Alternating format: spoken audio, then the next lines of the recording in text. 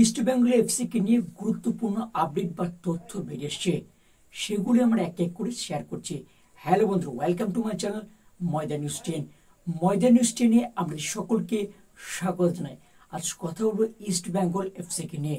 East Bengal এফসিতে কোন footballer চূড়ান্ত হতে চলেছে বা কোন ফুটবলারকে টার্গেট করেছে, এবং আপকামিং টেস্টমেন্টে বা এই সামার টেস্টমেন্টে কোন ফুটবলারকে চূড়ান্ত করলো ইস্ট বেঙ্গল এফসি, সেইটা নিয়ে আমরা বিস্তারিতভাবে আলোচনা করছি। তো ভিডিও স্কিপ না করে পুরো দেখো সমস্ত আপডেট পাওয়ার জন্য। ভিডিও যদি ভালো থাকে অবশ্যই একটা লাইক করো, কমেন্ট করো এবং বন্ধুদের মধ্যে প্রচুর কমেন্ট শেয়ার করো।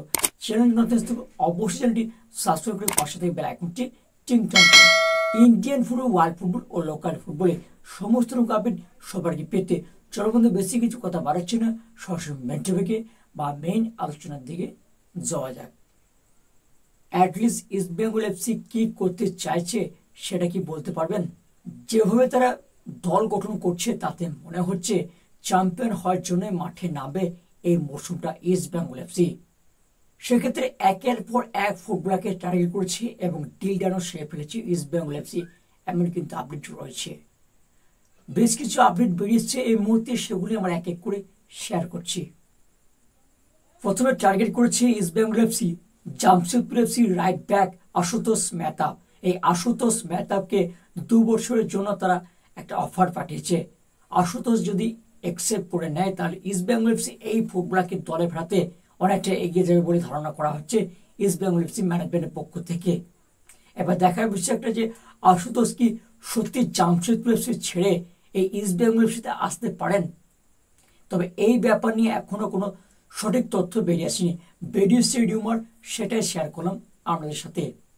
পরবর্তীতে মরক্কান 30 বছর বয়সী সেন্টার ফরওয়ার্ড হামিদ আহাদ, এই হামিদ আহাদকে নেওয়ার জন্য ইস্ট বেঙ্গল এফসি একটা অফার পাঠিয়েছে এবং বর্তমানে তিনি বোতলা প্রো ইউনাইটেড হয়ে ক্লাব MS ফ্রেশ হয়ে খেলছেন। এখান থেকে ইস্ট বেঙ্গল এফসি এই ফুটবলারকে নিয়ে আসতে পারে, এমনই কিন্তু একটা সম্ভাবনা আপডেট বেরিয়ে আসছে।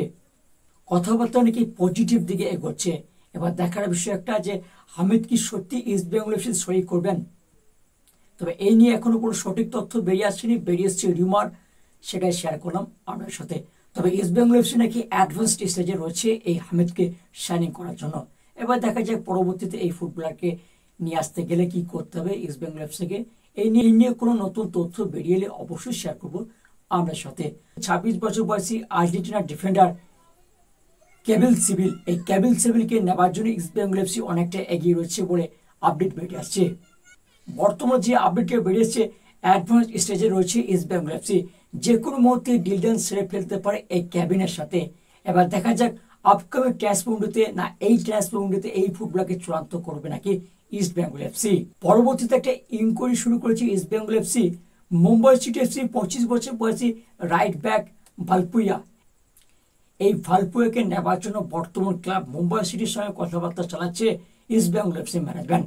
যদিও বর্তমান ক্লাবের সঙ্গে 2027 সাল পর্যন্ত চুক্তি রয়েছে এই ভালপুয়া। যদি এই ভালপুয়াকে নিতে যায় ইস্ট বেঙ্গল এফসি তাহলে মোটা অঙ্কের ট্রান্সফার ফি দিয়ে এই ফুটবলারকে চূড়ান্ত করতে পারে, এমন কিন্তু আপডেট বেরিয়েছে। তবে বর্তমান ক্লাব যদি ছাড়ে তাহলেই কিন্তু ইস্ট বেঙ্গল এফসি এই ফুটবলারকে চূড়ান্ত করতে পারে, আদারওয়াইজ কিন্তু না। তবে আপাতত ইস্ট বেঙ্গল এফসিকে নিয়ে এই আপডেটগুলি বেরিয়ে এসেছিল, সেগুলোই শেয়ার করলাম আপনাদের সাথে।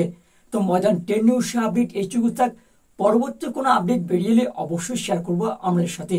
তো ভিডিও এখানে শেষ করছি, দেখা হবে পরের এপিসোডে। ততক্ষণের জন্য ভালো থাকবেন, সুস্থ থাকবেন, টাটা।